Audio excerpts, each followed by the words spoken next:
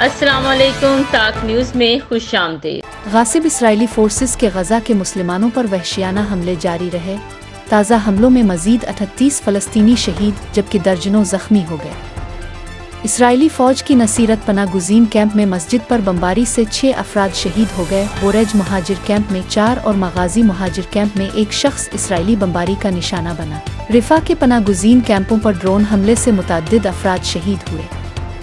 شہداء کی مجموعی تعداد 44,211 ہو گئی۔ 1,04,567 فلسطینی زخمی ہو گئے۔ اسرائیلی فورسز نے شجاع میں انخلا کے نئے احکامات جاری کر دیے۔ سینکڑوں فلسطینی نقل مکانی پر مجبور۔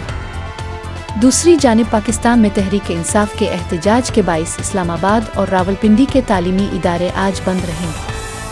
تعلیمی ادارے بند رکھنے کا فیصلہ موجودہ صورتحال کے پیش نظر کیا گیا۔ اطلاق وفاقی دارالحکومت اور راولپنڈی کے تمام تعلیمی اداروں پر ہوگا۔ فیصل آباد سے بارات کی شکل میں اسلام آباد جانے والے پی ٹی آئی کے 27 کارکنوں کو سرگودھا روڈ پولیس نے گرفتار کر لیا۔ پولیس نے مشکوک جانتے ہوئے گاڑیوں کو روک کر تفتیش کے بعد کارکنان کو گرفتار کر لیا۔ پنجاب یونیورسٹی کے آن کیمپس مڈ ٹرم امتحانات 1 ہفتے کے لیے ملتوی کر دیے۔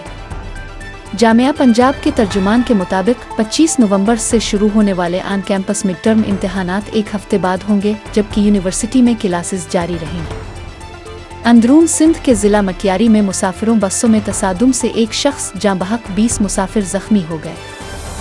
ذرائع کے مطابق حادثہ ضلع مکیاری کے علاقے سعید آباد کے قریب قومی شاہراہ پر پیش آیا، جہاں مخالف سمت میں آنے والی 4 مسافر بسیں آپس میں ٹکرا گئیں۔